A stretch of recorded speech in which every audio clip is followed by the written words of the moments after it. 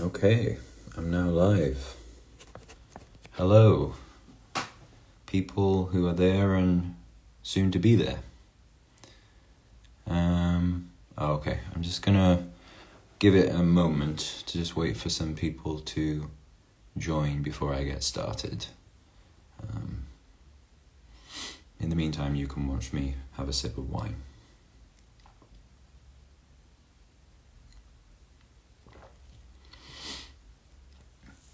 So I'm going to get started anyway. For those who are late there, you'll catch up, it's fine.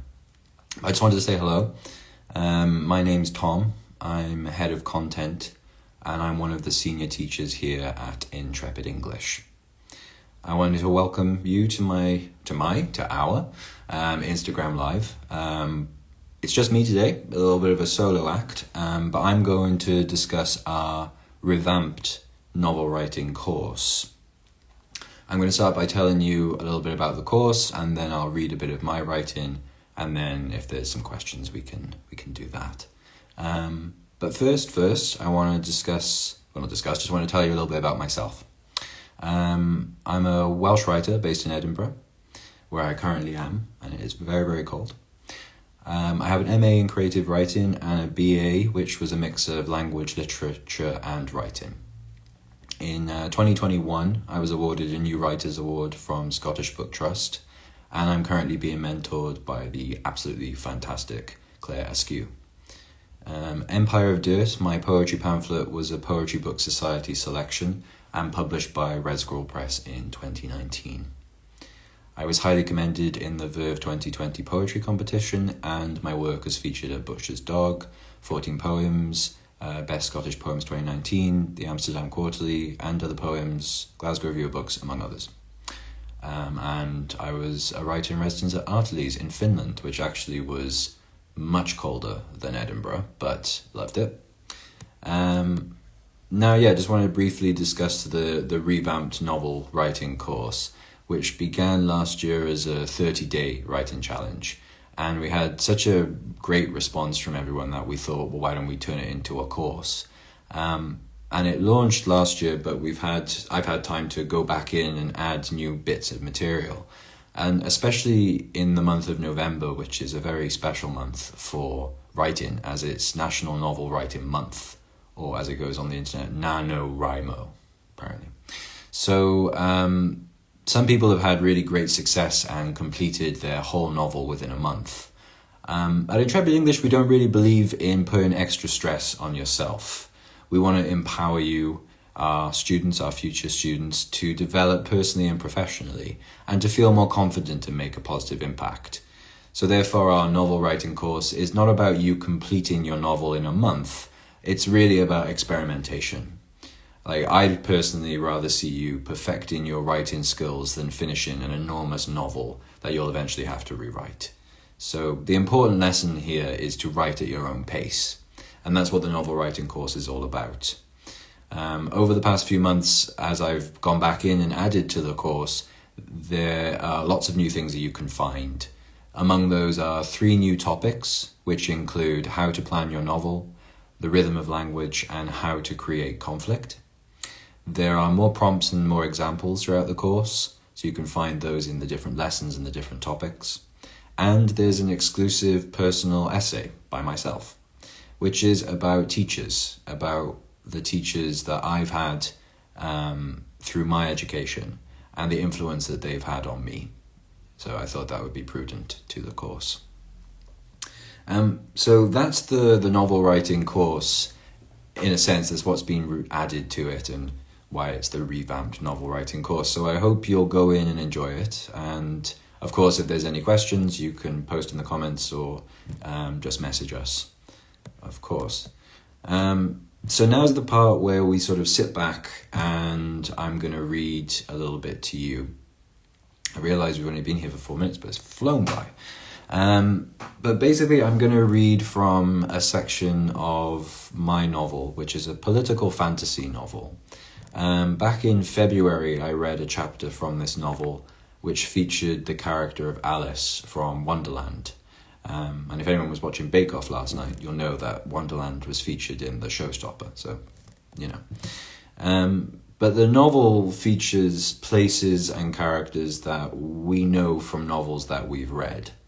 Alice from Wonderland being an example. So the character that I'm going to read from tonight is a character from The Secret Garden. Here I have my really detailed, notey copy, which was actually my sister's copy.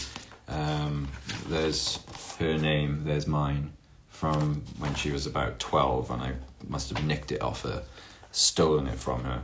And now it's mine, and I have all of my notes in it for research, for writing this. And basically what the thinking behind this came from when I was at college, and I had was studying Hard Times by Charles Dickens. And in the opening of that book, Thomas Gradgrind, the headmaster of the school, is lecturing his students and telling them not to wonder, is telling them that facts are the only way to live. And I found that a really interesting idea, and it's created this seed that sprouted and has been sprouting since. I mean, that was back in 2010 that lesson took place, and here we are 11 years later, and the first novel, this has been finished. I imagine it as a series, there's more to come, but the first one is done. And as I say, it features these characters and it brings them together in the same world.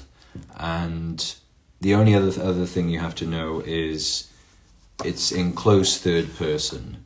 So this is from Mary's point of view. Mary is the main character from The Secret Garden. If you haven't read it, you'll understand this. If you have read it, then you'll double understand this. That's hopefully how the story works. But this is from Mary's point of view, very close third person. And what that means is we see it through her eyes, but when we read it, we're not reading it as the I, we're reading it as she. And whatever she thinks and feels and sees, we think and feel and see. We're not able to jump out of her. It was a really interesting way to write, and I thought it was the more true way to write this story, because obviously over 11 years it's gone through many iterations and it's grown, especially going back to the source material. I mean, I was just rereading it before I started this live, and there was something new that sprouted out to me. So there's a lot when it comes to using characters that have already been written that are in the public domain. So I'm going to read. So this is Mary, The Secret Garden. So this is the first time we meet Mary in the novel. This is her introductory chapter.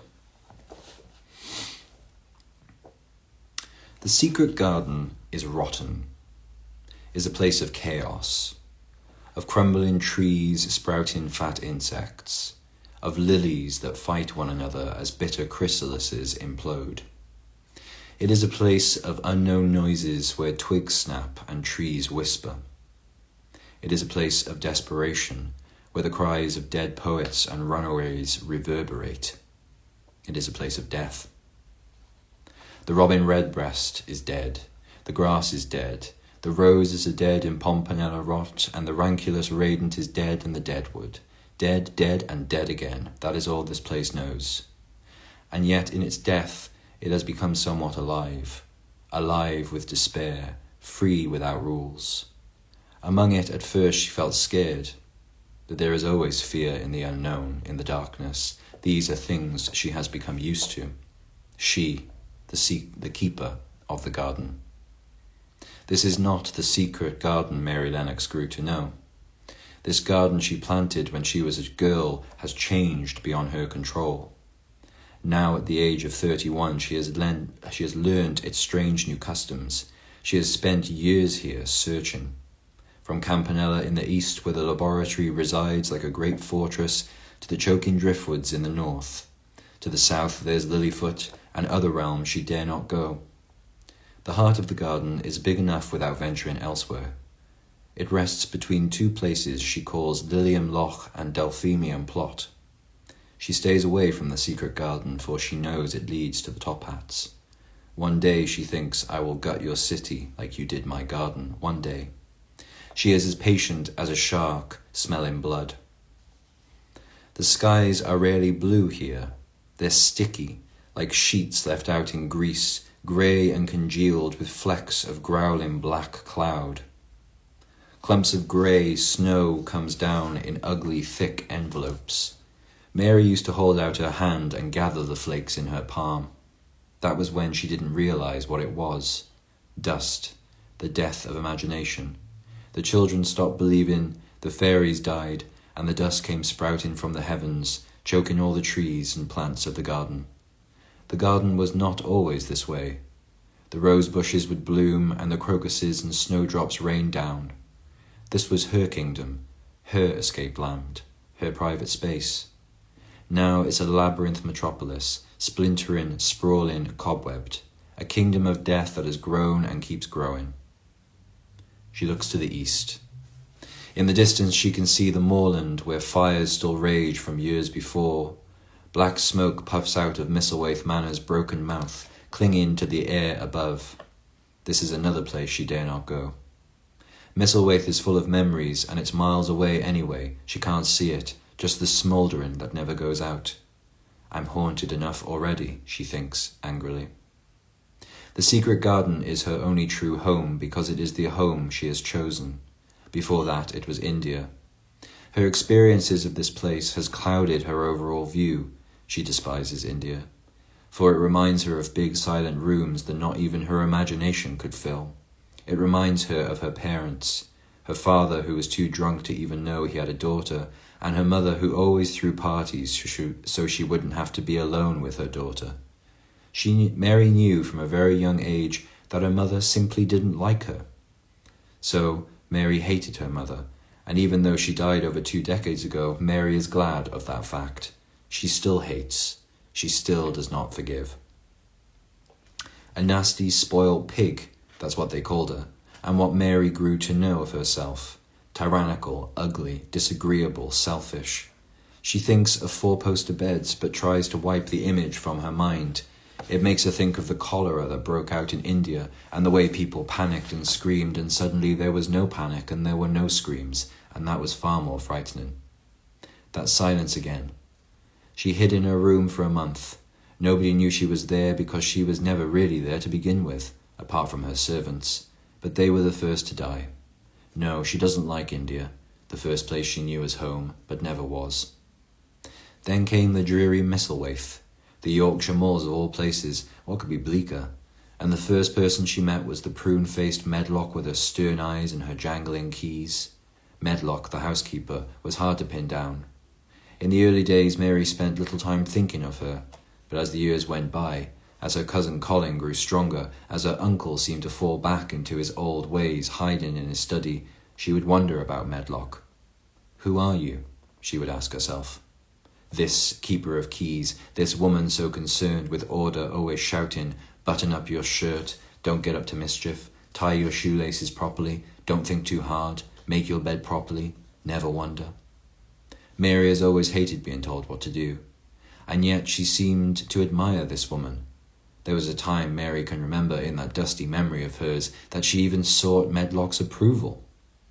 She looks into the distance where Misselthwaite surely stands, her uncle's home, not hers, and not her uncle's anymore, really.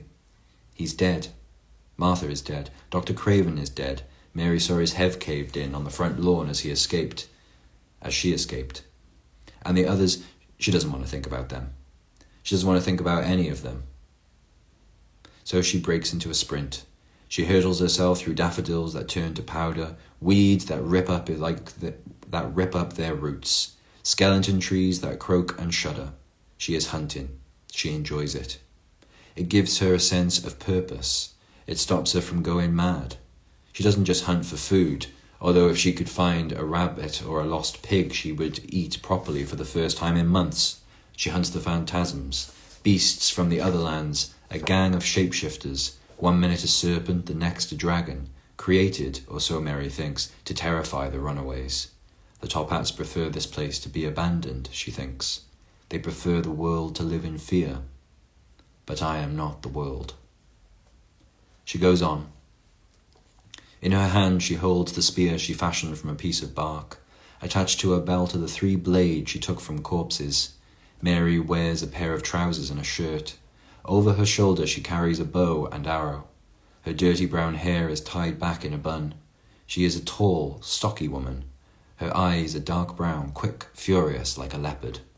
She comes to a pass-in the trees. Ahead lie the cornfields. Watching the pieces of straw sway, she is reminded of that one boy running from the laboratory that was taken out by a phantasm. He died in Mary's arms. Beyond there lie the driftwoods, a piece of swampy waters swarming with insects, of confused, deformed lizards, poisonous snakes that whisper sweet nothings in your ear. The garden has become a jungle, or maybe it was always a jungle. In the clearing she stops and takes a breath. Death is all around her. It follows her and she follows it. She grieves. For her chosen family back at Misselthwaite and for him. She grieves for the trees, for they have something in common. They did not ask for this. They did not deserve this. She is reminded of the Count of Monte Cristo, her favourite book. She has read it over a dozen times. The copy she kept beside her bed was bound with the finest leather. It was a gift, and inside lay an inscription. It read, "For Adventure," and it was signed, Dickon. She remembers this book. The Count whose life is changed by circumstances unbeknownst to him. And when he finally takes his life into his hands, when he is faced with the people that have wronged him, who do not see him, he is blinded by revenge. She shares his spirit. The Count that was once Edmond Dantes. Dantes dies, she thinks, just like Mary. We're going to take a break to have some wine, some replenishment.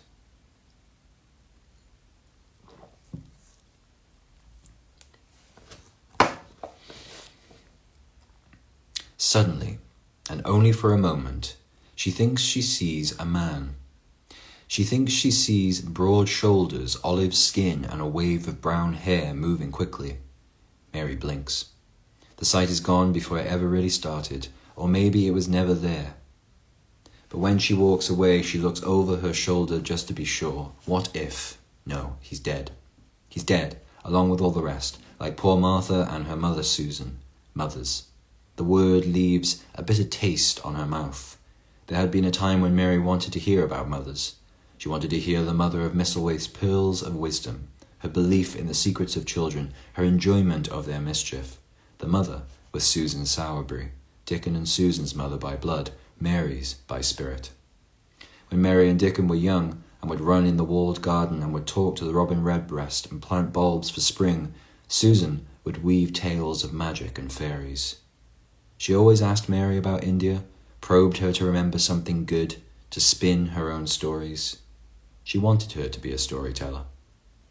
Mary doesn't know what happened to Susan. Presumably she was murdered in the raid of Misselthwaite, slaughtered with her children and left to rot. But Mary didn't see her body before she left. Mary stands at the medlock tree, a curved piece of pine that refuses to crumble. It is covered in a grey foam. The twigs sprout dust. The campellas rot at its feet. Mary clenches her fists and looks up at its stubbornness, just like Medlock. From behind her, in the distance, Mary hears someone singing. It's a song she's heard before, too many times, and it annoyed her then. Mistress Mary, quite contrary, how does your garden grow? She withdraws an arrow and knocks it back against the bowstring. She waits beside the medlock tree, listening hard. Is it real? She is part of the grass and the bushes. She is a carving in the garden, just as Dickon told her to be. Then that voice again, a slight, slithery hiss, with silver bells and cockle shells and marigolds all in a row. She peers into the bushes. A hare pelts its way out of the ruffle. Hares can't sing. Hares can't sing, she thinks. No, they can't, comes the voice. Mary spins around. She hears it, but doesn't see it. The snap of a tongue, a hiss, a rattle, something rising in the air. She brings her sword down. She cuts the bushes. Dust vomits in her face. She wipes her eyes clean. She looks again, nothing. She pulls away from the clearing. She's had enough for one day. That voice, though, she knows it.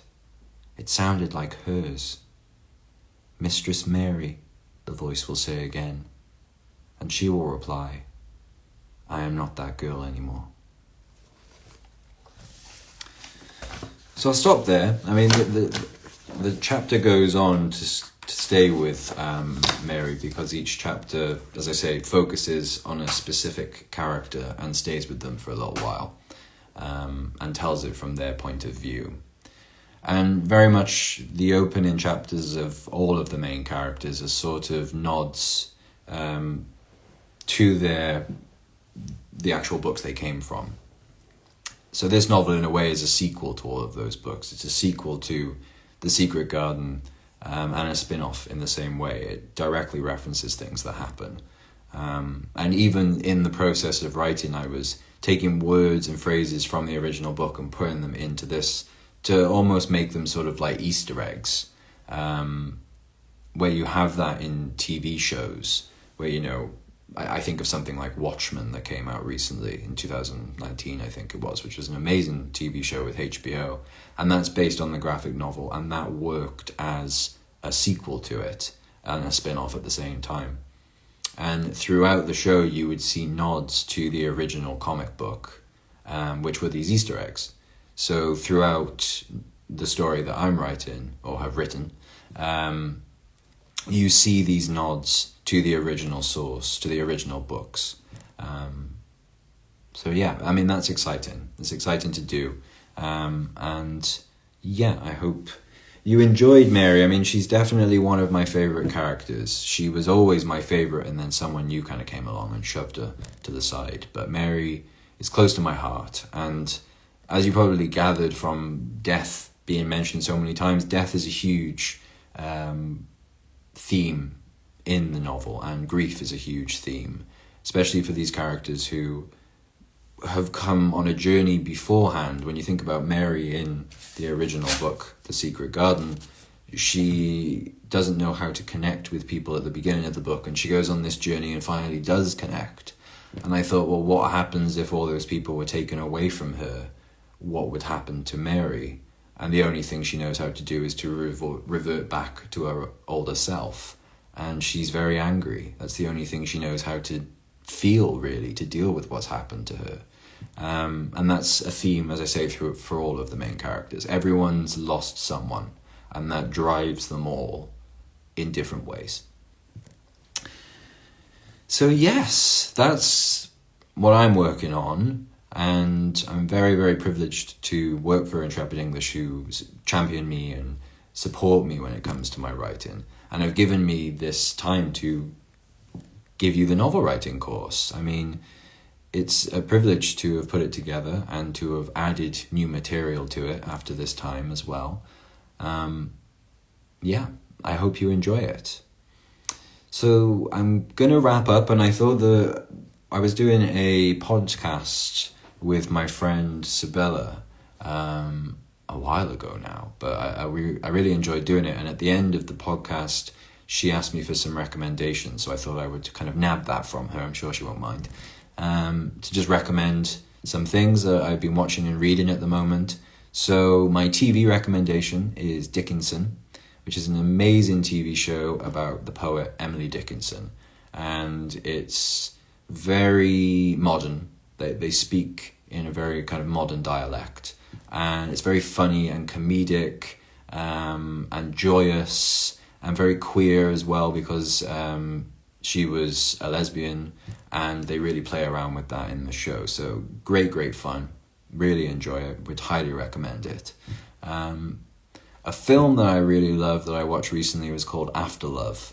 It's a British film about a woman who loses her husband, and they live where do they live? Dover. I think they live in Dover, which is like, so just you can take the ferry over to France, and it's not that long. So her husband used to work on the ferry, and he would go over to France, and when he dies, she discovers that he had another family in France. And it takes a very interesting turn. I don't really want to say any more, but it's a really beautiful, sad, excellent film. I watched it on the train when I was on my way back from my friend's wedding. Yeah, really good film. And what I'm reading at the moment, I'm working my way through this beautiful tome of Louise Glick's poems, all of her collected poems. And there's just so many for me to choose here to read that I don't even know which one to read, because there's just so many to choose from. I'd really recommend looking at some of her work. You don't have to tackle the big tome if it daunts you. But buying a collection or looking at her stuff on the Poetry Foundation, highly recommended. So yeah, that's what I recommend, and that's what I've been consuming in the past couple of weeks and months. So that's all from me today. I really enjoyed reading, and I love talking about books and language, and yeah, I really enjoyed doing this. This year we've had a live event every month, so watch out for December, where there will be another live event. You can check the study planner on our homepage for more information about that. At Intrepid English, we love to hear from you, so requests for future live events, what areas of English you're struggling with, all ideas are welcome, so you can just send us a message about that. And links to all of the resources that I've mentioned during the live will be available in the comments when I've posted this video. And yeah, so that's everything really. That's all from me. So thanks very much again. Tom, that's me, I'm Tom, one of the teachers here at Intrepid English. And yeah, I hope you have a good evening, and Nostal.